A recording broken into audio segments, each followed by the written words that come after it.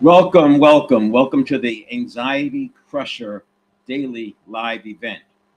I'm doing this because it's like emotional hijacking is not only at an all-time high, but it's going to increase. And there's a lots of reasons for that. Now, specifically in the United States, we've got the government shutdown, there's internal strife. And I think, when I look back to 14, I was building a global business and I was advertising internationally. And I hit that right time with book marketing. Facebook had started going mobile, they were focusing on advertising. And I rode that wave. Uh, Advertising was very different at that time. And obviously it was cheaper, but the results were more predictable. Once we got into politics, getting into that, using that advertising, it's never been the same. Now we've gone through the things with the iOS changes and et cetera. For those of you who advertise on Facebook, understand what I'm talking about. But that the bigger point is that when you're in business and you're advertising on a platform, there is a return on advertising spend metric. Now, we may not have talked about it like that all the time, but there was certainly an ROI, and you had to get a return. The only time that you would keep running an ad is if it was delivering. If it stopped delivering, you would pull it back and try something different, try a different platform. We've gone through, I remember in 2015, it was reported that Google changed its algorithm 10,000 times. And at that time, advertisers were constantly playing this cat and mouse game with the platforms, attempting to game the system, and the platforms were working to not allow gaming of the system. Fast forward to 2016 and then 2020, the amount of political advertising on these platforms exploded. Now, I saw in a local race, and again, I mean, if you're outside of the US, you can probably have parallels for yourself. But there was a race, there was a particular race, and it was a local race, city race, and it was a local race and primary. And typically, the high water mark of spend or money raising would be under $1 million. 800,000 to 900,000 would be what's expected. The opponent, the person who beat the what I consider, what many people consider the best candidate, the opponent that beat them, they raised $16 million, 16x of what the other person had raised. And in a local race, you can't overcome that. And that just points to why I think this emotional hijacking is taking off. When there's no return on ad spend metric that you have to meet, you can spend as much money as you need. If I raise more money, I just throw more at it. As an advertiser on these platforms, I saw it happen in real time. I've seen it get worse from the 2014-15 era up until now, especially in the US. I can see it happening during big election years. So every other year there's a fairly big election year, and every 4 years there's a large election year. And you can see that the ad spend changes in that time. So why is that important? Well, we're getting stimuli from all over the place, and the subconscious is already biased towards looking for threats. And these headlines just exacerbate that. They tap into that. And then you get into cognitive biases and the priming. And people are already showing up 2 and 3 days before they have to go on stage or whatever. And they're already being primed. They're already dealing with things in their head. This is not the way it's supposed to be. So when I talk about on Friday, I talk about to know and not do is to not know. And while it's not accurate 100%, it paints the picture that if we're living our lives 95% by habit, it's pretty clear that we're not using the best of what we know. And so then rather than learn more things, I focus on let's get better at using what we know. This is how you move from unconscious incompetence to conscious incompetence, and then to conscious competence, and then to unconscious competence. This is how we make that transition, by making it habit. We make what we know into habit. And what's interesting is the majority of our conditioning happens from age 0 to 7. And that paints a picture as to what's going on, because from 0 to 7, you think about somebody who's 40 or 50 years old, their life at 0 to 7 is very, very different. That made sense for the 10,000 years as a hunter-gatherer species. You can see where it made sense, because how a person hunted and gathered at age 35 was probably the same as they learned how to do it from age 0 to 7. Today, it's very, very different. And because that mechanism that builds our conditioning is predisposed to look for threats, that's where we get conditioned. So we are looking for threats. This is why headlines, if you are in marketing, you know that fear sells. The media knows that. The headlines, fear sells. And what we have to do is regain that agency, regain that personal leadership. And that's what the 7-step reset is all about. I originally created the 7-step reset. So I have the 7 performance areas: mental, physical, spiritual, emotional, relationship, professional, financial. And then to live in that, we have to change new habits. So to perform in each of those areas, and we don't have to be an expert at each one, but we have to be at a baseline that is not hurting us, at least.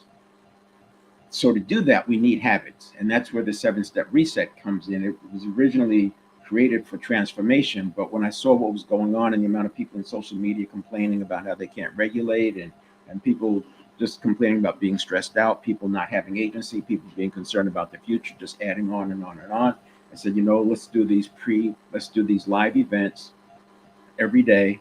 Let people jump in as they need to, and I'll cover that 7 steps. So the first few, I did the whole 7 steps at one time. Now I do a quick review of them, but I'm focusing on one of the steps. Friday, I focused on step 3. Thursday, it was steps 1 and 2. I spent a little step 2, and then on Wednesday, it was step 1. I spent a little bit more time on step 2, though, because it's so important. It's the preventive step. I'm pointing at my pad here. Let's pull that up. So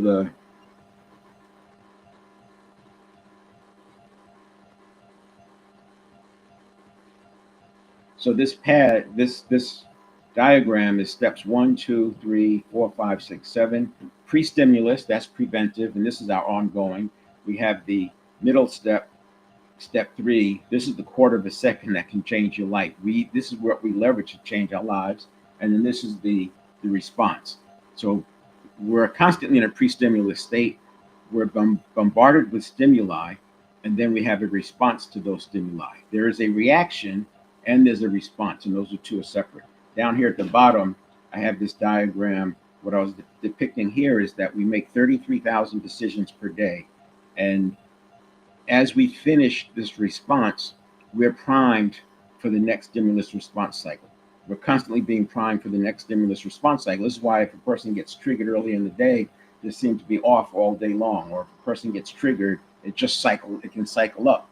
This is why when we get emotionally hijacked, everything looks bad. And this is, people talk about the anxiety spiral. That's why I call it the anxiety crusher. Stop the spiral before it begins. This is happening 33,000 times a day. You can see the importance of getting a handle on this process, because by getting a handle on the process, and the last step, step 7, is mindfulness, returning to that powerful present moment. So now we're prepared again. And not only is it 33,000 decisions per day, if you Google and you look into micro stimulus response cycles, you'll see that we can make 2 or 3 seconds, because the subconscious process is so fast. And if you're making 2 or 3 per second, you're awake 65,000 seconds or so a day. That's a decision every other second, but you're also making potentially 100,000 overall stimulus response cycles. By getting a handle on a few of them, the important ones, we can change our life. I don't want to ever be running my life flip, right? So I accept that 95% of my life is by habit. I don't want to be 5% by habit. I'm not interested in that. I'm okay with 85% by habit. that's what it takes. But what I want is for those habits to be aligned with my life design. So that habitual pattern, the 95% by habit, is what I call automaticity. I want the automaticity working for me, not against me. Let's do a quick review of the 7 steps.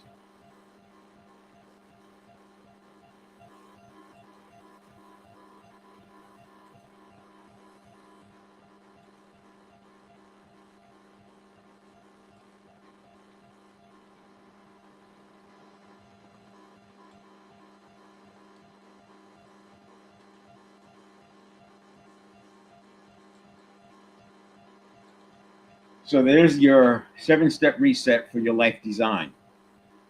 Now you can't stop the 33,000 daily stimulus response cycles, but you can get them working for you, and that's what I was just talking about. So we just now talked about the 7 steps. The first step is that's essentially how we show up for that day. Every day, where our beliefs, there's a point in time for our beliefs, our command of neuroplasticity. And neuroplasticity, I use that as habit formation. What we are in terms of priming. Are we priming ourselves? Are we being primed by others, by external factors? What's our mindset? Is it growth or fixed? And you can have a growth mindset and a fixed mindset inside the same topic area. You might have an overall growth mindset, but there's elements within that topic area where you have a fixed mindset. And then there's physiology. Physiology is one of the more important things because those habits live in the network of neurons. And so most of our habitual patterns have a physiological component. In fact, when we talk about cognitive, that is actually the processing of the network of neurons. People think of cognitive as mental. It's the brain at work. And if you look up what is the definition of mind, that's one of those things that's undefinable. Mind is undefinable and consciousness is undefinable, but people struggle to do it anyway. And there are people who would say the mind is the brain at work, which is not true at all. The mind is separate from the brain. The brain is the network of neurons, it's the central nervous system, it's all of that. It's the 95% by habit. And that's our associations, what we learn from 0 to 7 and continue to reinforce.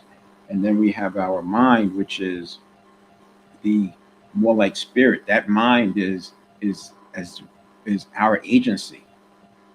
When you think about creating into the field of infinite possibilities, that's the mind doing that. Associations can't create into the field of infinite possibility. It can, but it's not going to know what it doesn't have the ingenuity that the mind does. So the mind is where your creativity comes from, and it leverages the network of neurons. And so you hear me talking about the network of neurons. I'll also use it interchangeably with the subconscious, because subconscious is what people know, and sometimes it just makes more sense to call it that. But I won't call it a subconscious mind. And that's where the New Thought era philosophers, that New Thought era from about 1850 to roughly 1940, and it was the philosophers sharing information and the printing press coming along at the same time. And that's why there's an explosion of books during that period of time, and they all called it a subconscious mind. And because there's so many books written about it, I guess, because I talk to neuroscientists, why do we keep calling it a mind? And you can just see the expression on their face as to, yeah, how do you unwind that? How do you unwind all those textbooks that call it a subconscious mind? I mean, the study of psychology is how the subconscious mind works. So it's like Galileo and Copernicus telling people that the Earth revolved around the sun, and they wanted to burn them at the stake. That's how I feel about the subconscious versus the subconscious, where people think of it as a mind, and that's why I use the terminology network of neurons. Once you see the world through the network of neurons, things start to look different. So step 2, belief, step 1 was beliefs, neuroplasticity, priming, mindset, and physiology. Step 2 is our mental, physical, spiritual, and emotional state. So this goes back to the 7 performance series: mental, physical, spiritual, emotional. And those first 4 are in our control. The relationship, professional, financial, we need interaction with others to make those happen. So we first have to control ourselves. This is our identity. If you start going after relationships, professional and financial, without first adopting the right identity for that, then you naturally look for shortcuts. You're susceptible to corruption. You're going to be frustrated because You've got your identity pulling you this way, but your goals are pulling you in a different direction.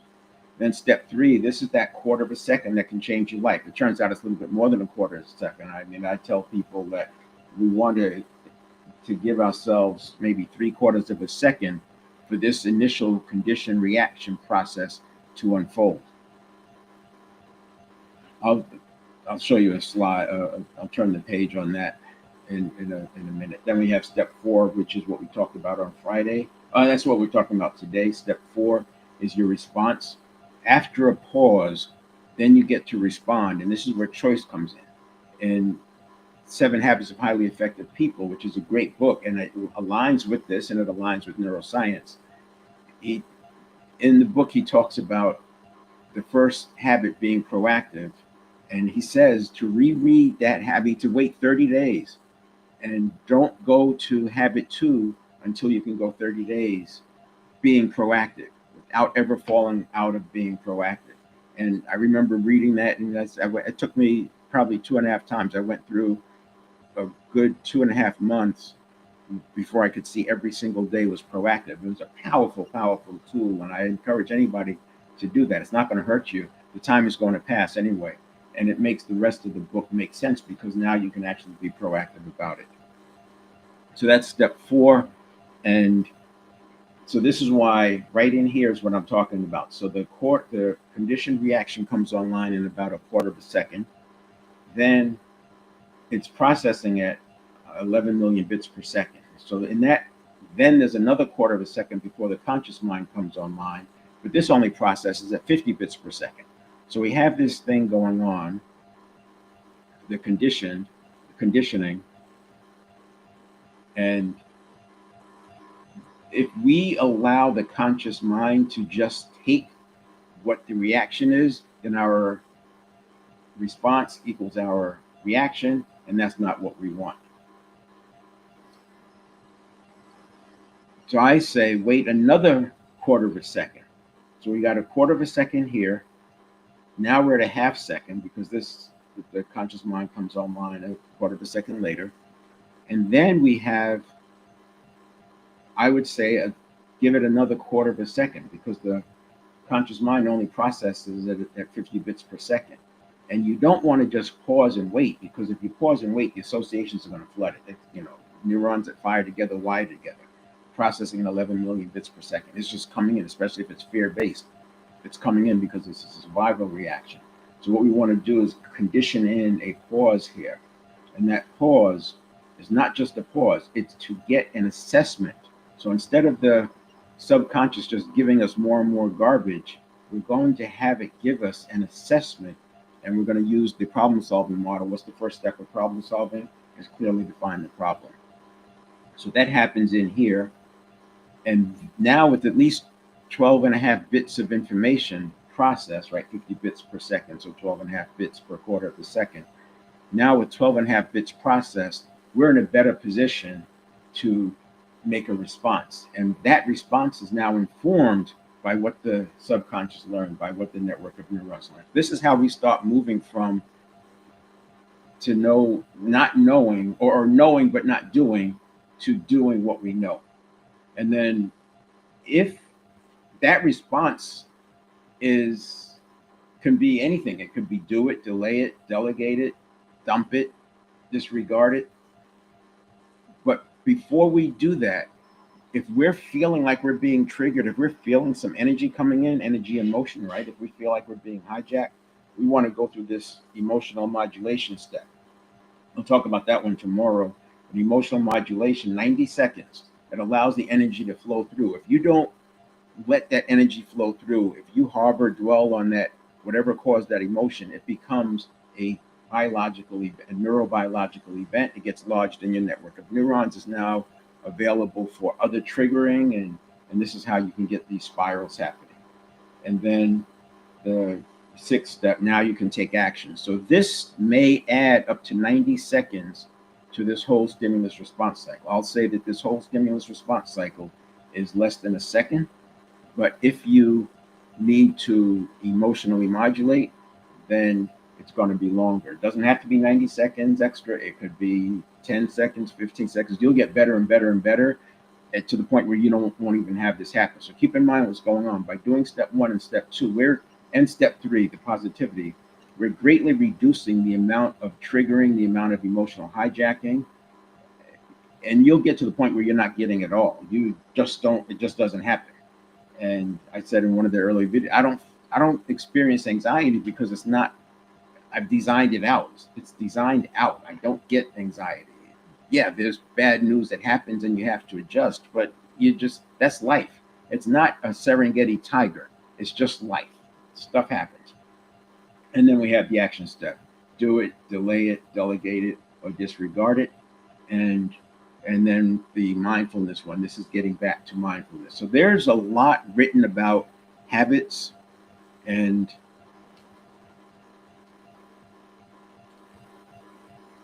there's a lot written about habit change, habit formation, habit replacement, and a lot of it is accurate. Most of it, I would say, is accurate, but it misses it.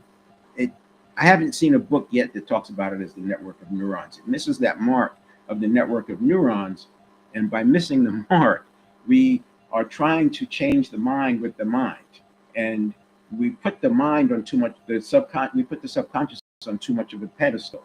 Sub means below. So we have the higher self, we have the mind, conscious mind, and then we have the sub. The sub is the below.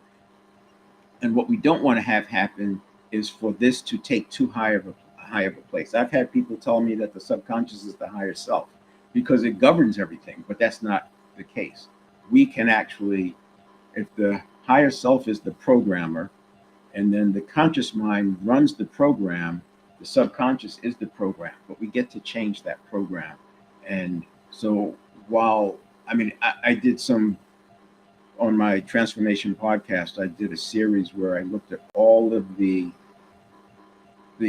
success principles that I could find, and I mapped those back to how the network of neurons works.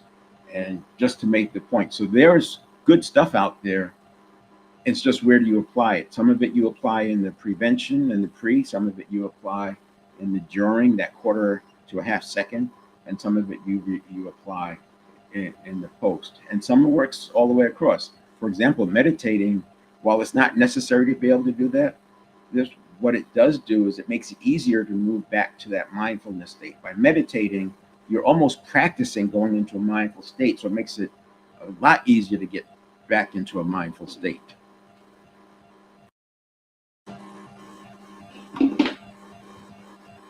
Now, let's go to the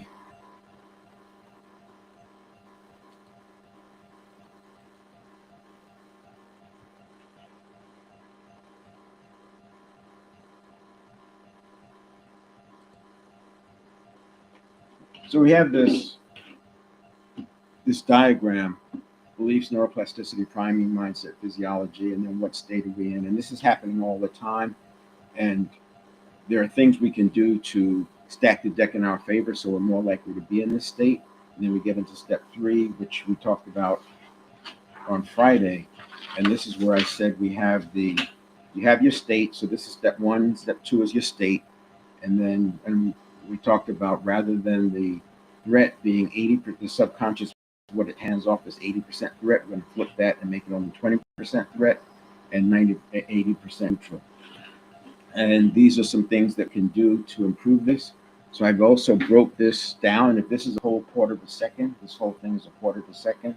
This part here, we're not even online yet. So this is like 150 milliseconds, 100 milliseconds, whatever. And then we use what's called a swish pattern. You can look that up or watch the last video. And we have implementation intention. So all these things you can find by Googling them online. It's nothing new here. And that can influence the first part of the quarter second. And then what we have is the second part of that quarter second, where we're making the reaction. And this is where we can condition in that handoff that I was talking about, the problem solving methodology. First step of problem solving is clearly define the problem. So that's what I was doing here in this last part. I also talked about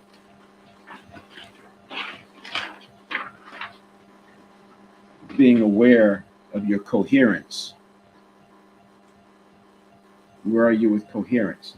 And and ideally, this correlates with heart rate variability. It correlates with beta brainwaves, or reverse correlation, if you will.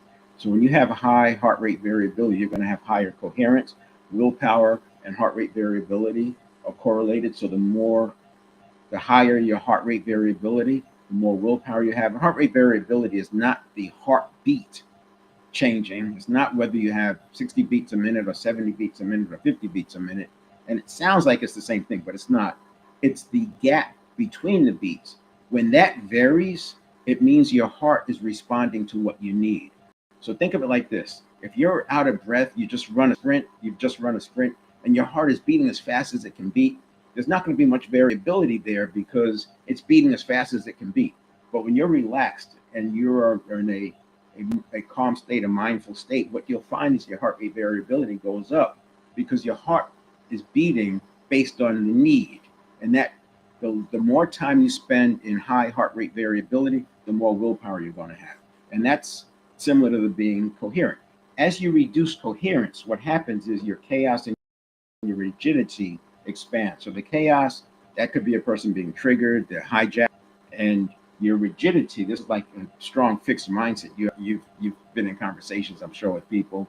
I can't do that. Nothing works. No, that won't work. I tried it. It won't work. They've got such a fixed mindset. You can't start there. And this is why I talk about doing laps around the mental, physical, spiritual, emotional. I do laps around those first four because we have to first get some space. We have to get some space where they're at least listening. And then if you don't check that, you end up here. You get very little coherence, low heart rate variability, high beta brain waves, lots of rigidity, and lots of chaos. Now, the next one we'll talk about is 4. And 4 is the response.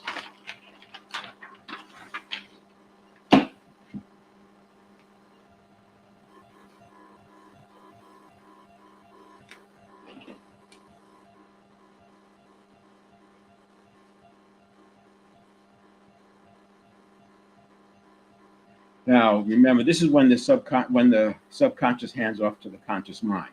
So we have 3 out here, and we've got the handoff, and I'll draw this one the same. I'll do the same thing with this one.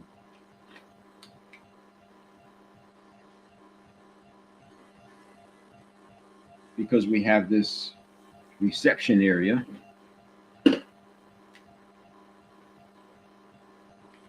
And we have this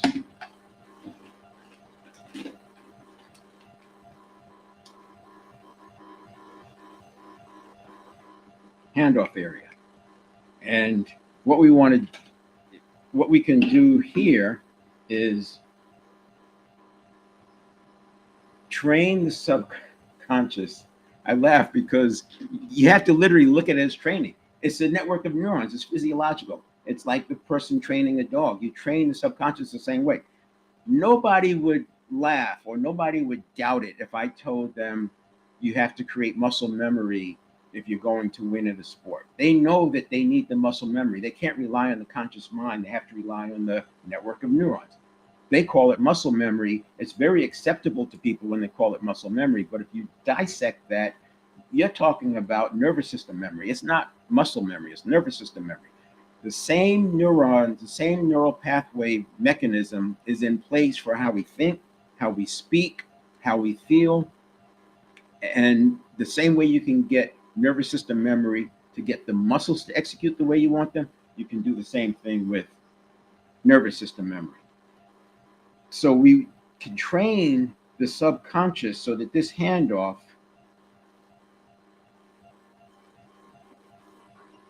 is one that'll help us. I talked about the book, The MacGyver Method, is worth reading. He talks about how he would give assignments to the subconscious and hands off to him. And you can do it, but you don't have to wait hours and hours.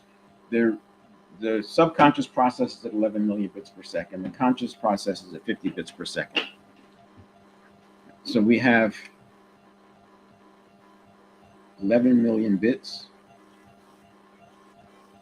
and we have 50 bits. And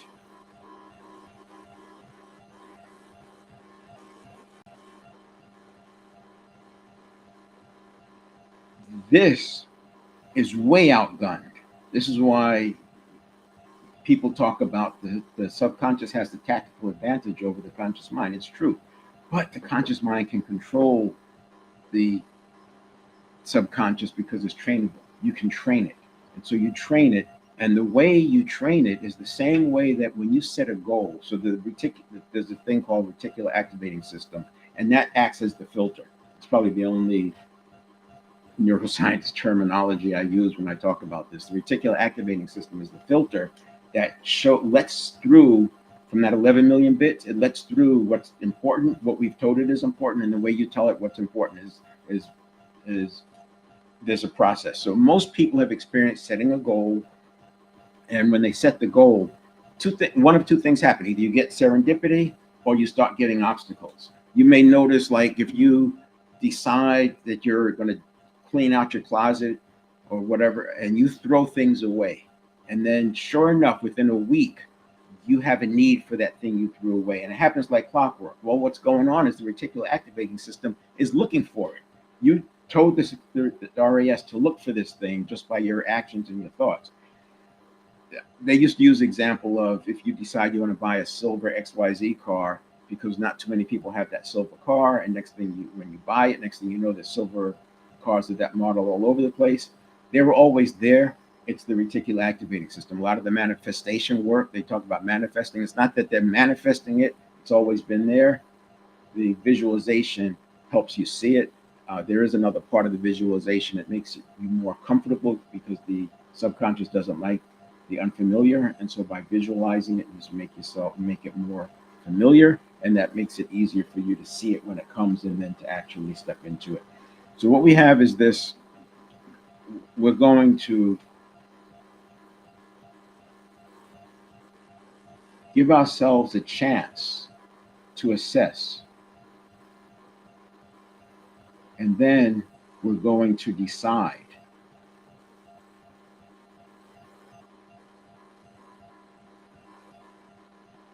And then we're going to execute.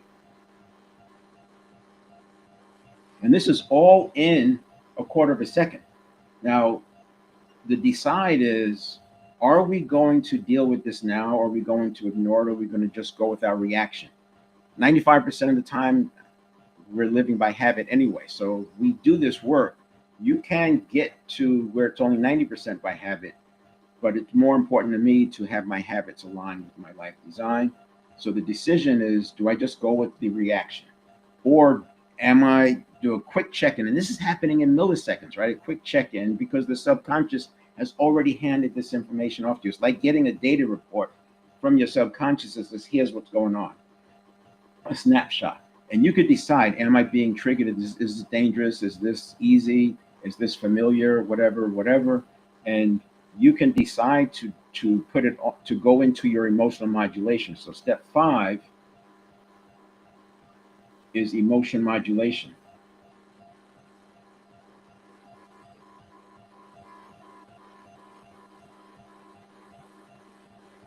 Because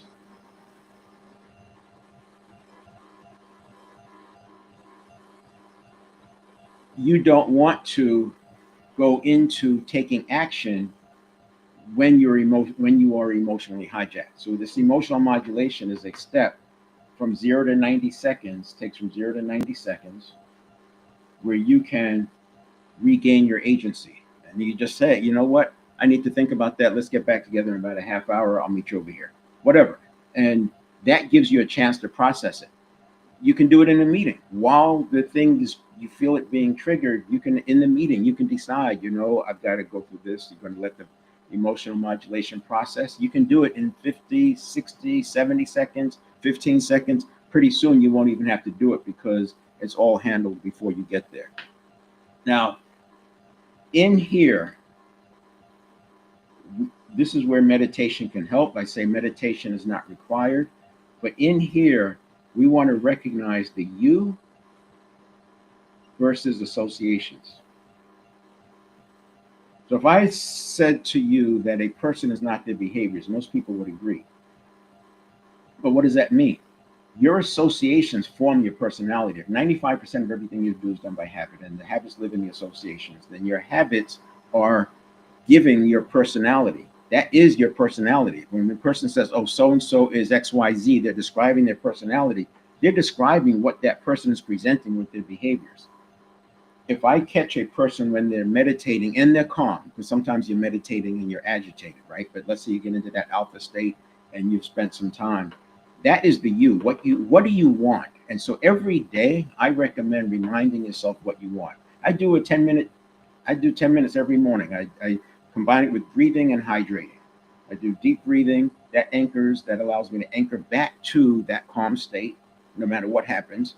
And the other thing is I'm hydrating. So my brain has been dehydrated, right? The brain needs nutrients, but overnight you're not getting water. So the blood thickens.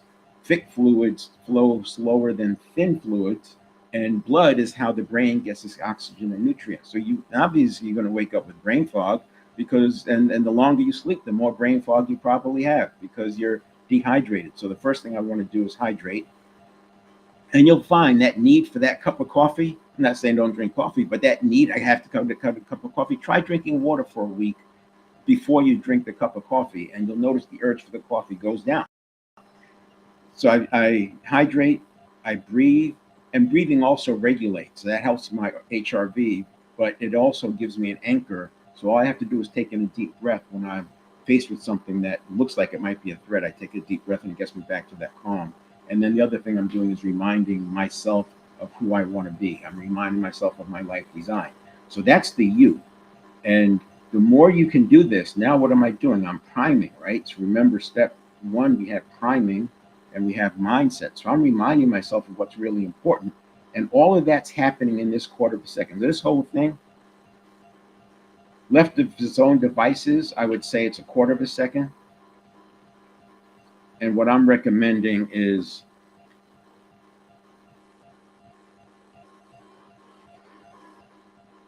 give yourself a half second. By giving yourself a half second,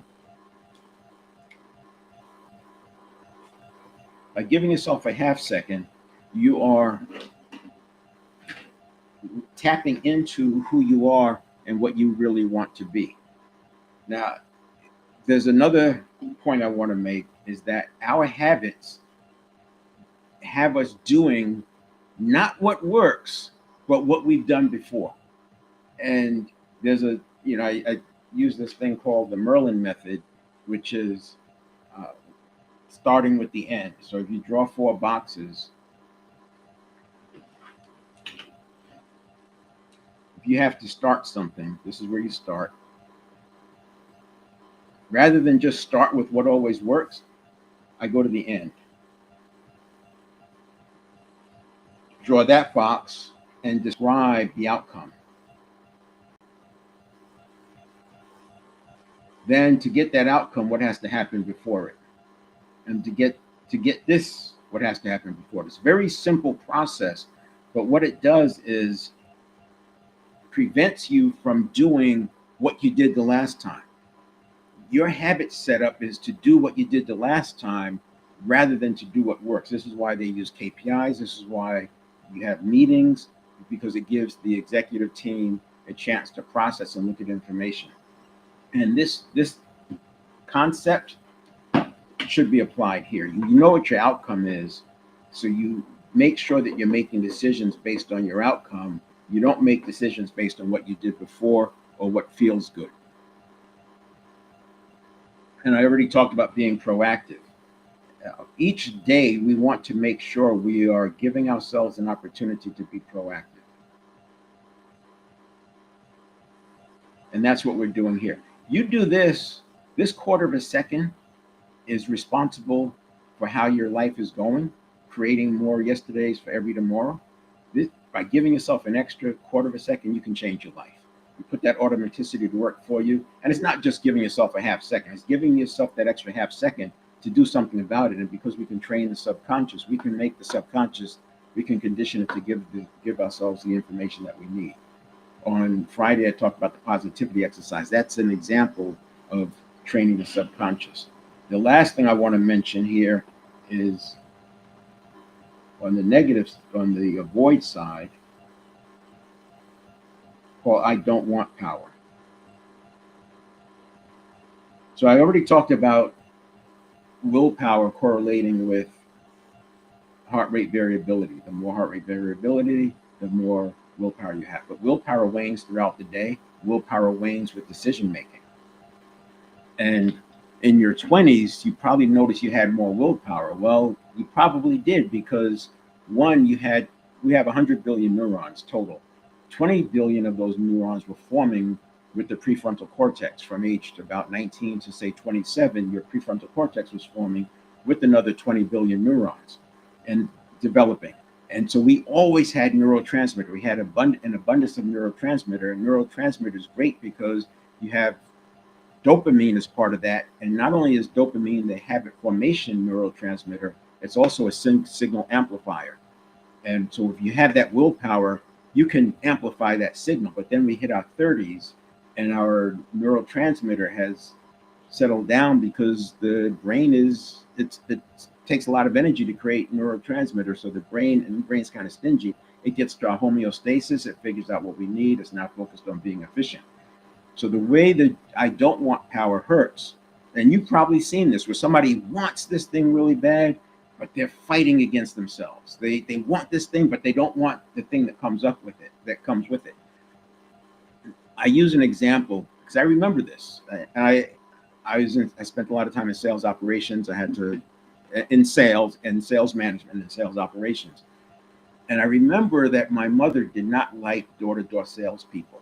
So I grew up in the 60s, and the door-to-door salesperson would come by and she would, slam the door on them, and she would go through, some emotional display. And I remember not liking salespeople. Then I read the book Think and Grow Rich, and I said, well, I'm going to have to learn how to sell. I'm going to have to learn how to like salespeople. And so I actually had an I don't want power in my brain for I don't want to sell. And so then you say, I want to sell, but you have this I don't want power stopping you. And that I don't want power is a conditioned association. Because the subconscious of the network of neurons doesn't know and doesn't care about what you really want, it only cares about what you've conditioned. It makes the assumption that this is really, really important. Like, if you don't do it, it's like facing a Serengeti tiger. So no matter how much I try to like selling, the I don't want power would get bigger and bigger.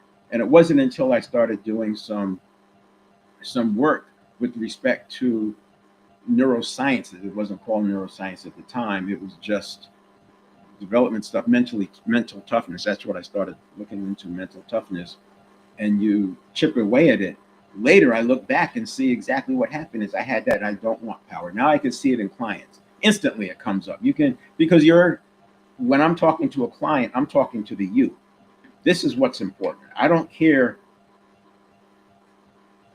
beyond understanding what the associations are saying you want. If you've told me you want this, then what the associations are giving me is feedback and information, potentially obstacles. But this is what I'm going to focus on. So then when you look at it this way, and if you are leading people, you're in sales, counseling, whatever, you understand that I don't want power. You've seen it and it shows up. And when you recognize that I don't want power can overpower willpower, you then understand why willpower doesn't work. I've seen people who've relied on willpower and discipline their entire 20s and into their 30s, and then they're so frustrated because they can't make themselves do things, and they plan stuff based on the willpower that they used to have, and it doesn't happen. And then you listen and you realize, wow, there's a big I don't want power. It's not all I don't want power. Some of it is beliefs.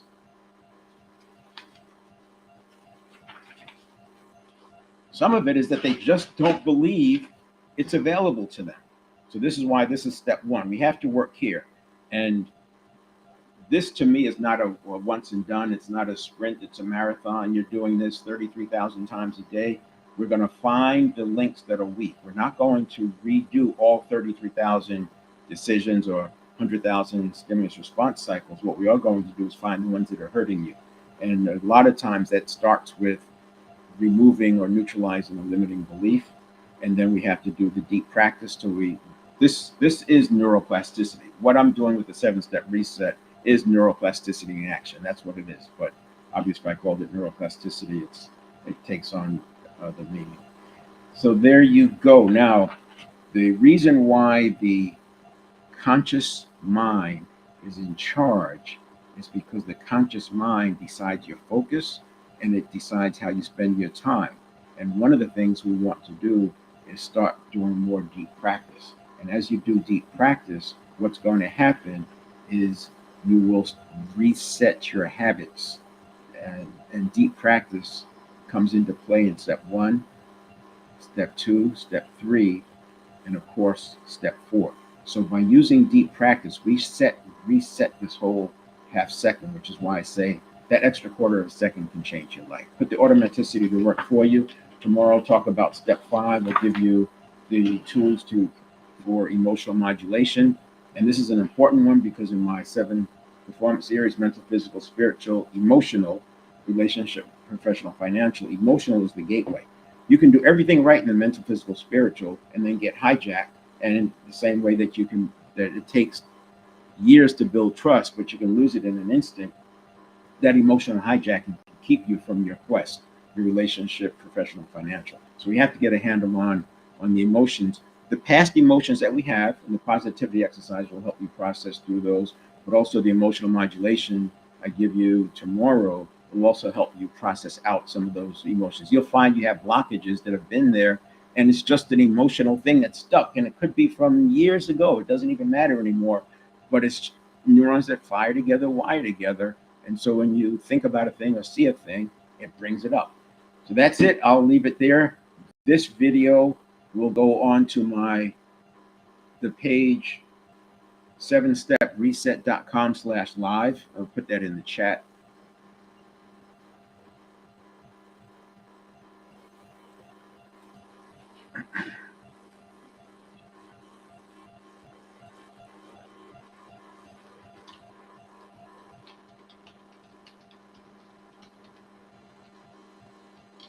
And at that website, you will find both the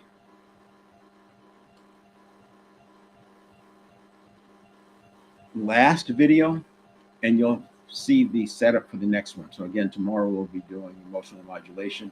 And then underneath those two, I'll start putting in some of my preferred videos. There's some that I want to keep, but like this one will be in there.